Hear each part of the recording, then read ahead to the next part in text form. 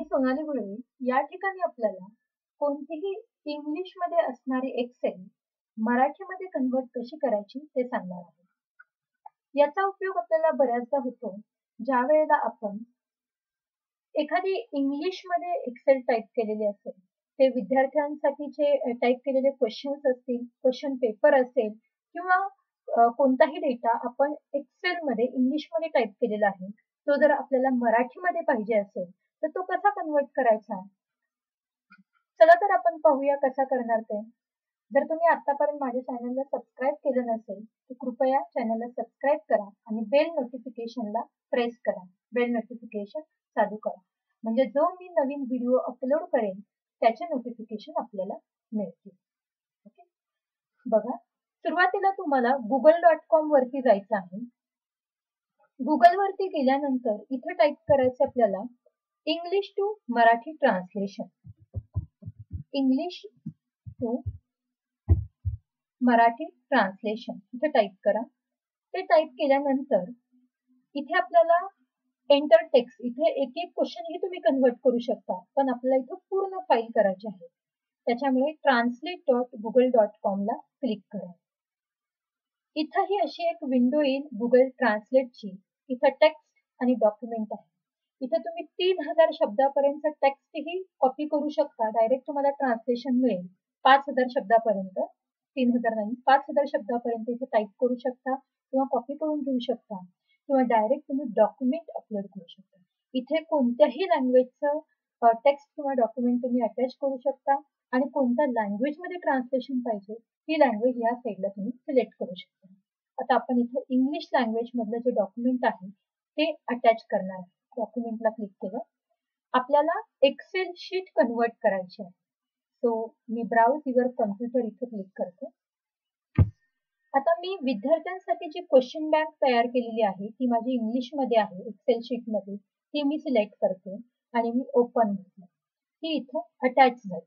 Okay, आता ह्याच्यानंतर ट्रान्सलेटला आपण click करू. ट्रान्सलेट केल्यानंतर त्या डॉक्युमेंटचं कन्व्हर्जन हे मराठीमध्ये होईल.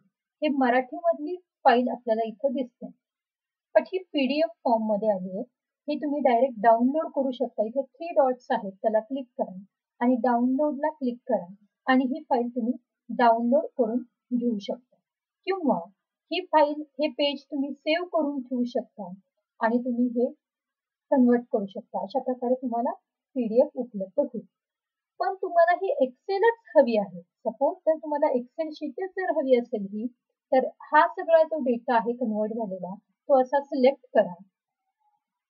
राईट क्लिक करून ह्याच्यावरती कॉपी करा आणि आपली जिथं एक्सेल शीट असेल त्या एक्सेल शीट मध्ये जा. समजा ही माझी इंग्लिश मधली एक्सेल शीट आहे. मी नवीन एक शीट तयार करते आणि इथे हा डेटा राईट क्लिक करून मी पेस्ट करते. अशा प्रकारे तुम्हाला जो डेटा तुम्ही इंग्लिशमध्ये टाईप केलेला होता त्या सगळ्या डेटाचं तुम्हाला मराठीमध्ये कन्व्हर्ट झालेलं दिसेल.